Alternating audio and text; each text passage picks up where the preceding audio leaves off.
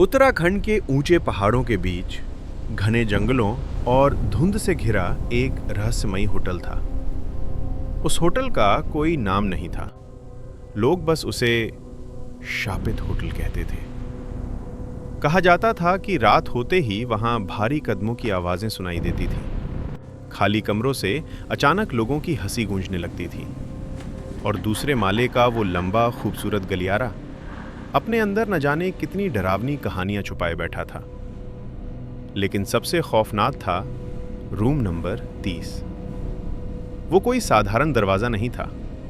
कहते हैं उसके अंदर जो भी गया वो कभी वापस लौटकर नहीं आया। इसी वजह से वो कमरा दशकों से बंद पड़ा था। एक दिन नोआ नाम का एक यूट्यूबर उस होटल की सच्चाई कैमरे में कैद करने उत्तराखंड के उन्हीं पहाड़ों में पहुंचा। उस रात मौसम बेहद खराब था। आसमान में काले बादल गरज रहे थे। तेज ठंडी हवाएं होटल की टूटी खिड़कियों से टकराकर अजीब आवाजें पैदा कर रही थीं। नोआ ने कैमरा ऑन किया और होटल के अंदर कदम रखा। जैसे ही वो अंदर पहुंचा, उसे कुछ अजीब महसूस हुआ। होटल अंदर से उम्मीद से कहीं बड़ा था। दीवारों पर लगी पुरानी तस्वीरें धूल से ढकी थीं और हवा में नमी के साथ एक अजीब सी सड़ान फैली हुई थी। तभी होटल के अंदर कहीं दूर से घंटी बजने की आवाज आई।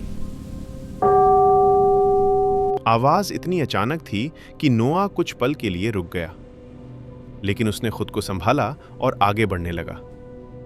जैसे जैसे वो दूसरे माले की ओर बढ़ रहा था, उसे महसूस हुआ कि होटल के रास्ते बदल रहे हैं। जो गलियारा अभी सीधा था, कुछ देर बाद वही गोल दिखाई देने लगता।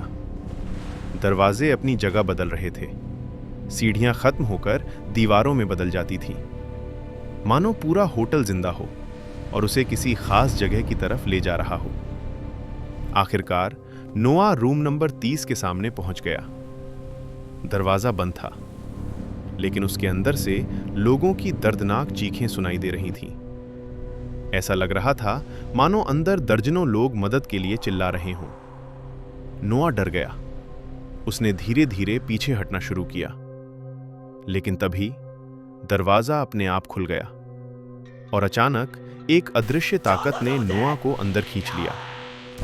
कमरे के अंदर सिर्फ अंधेरा नहीं था, वहां ऐसी पीड़ा थी जो इंसान को शरीर और दिमाग दोनों से तोड़ देती थी। नोआ को महसूस हुआ मानो उसकी सांसें रुक रही हों, उसकी हड्डियां टूट रही हों और उसके कानों में हजारों चीखें एक साथ गूंज रही हों। वो भागने की कोशिश करता, लेकिन हर बार उसी कमरे में वापस पहुंच जाता। फिर अचानक उसकी मौत हो जाती और अगले ही पल वो फिर उसी कमरे में जिंदा खड़ा होता, बार बार, हर बार पहले से ज्यादा दर्द के साथ। उस होटल से कोई बाहर नहीं निकलता था, क्योंकि वो होटल लोगों को मारता नहीं था, वो उन्हें हमेशा के लिए अपनी पीड़ा में कैद कर लेता था।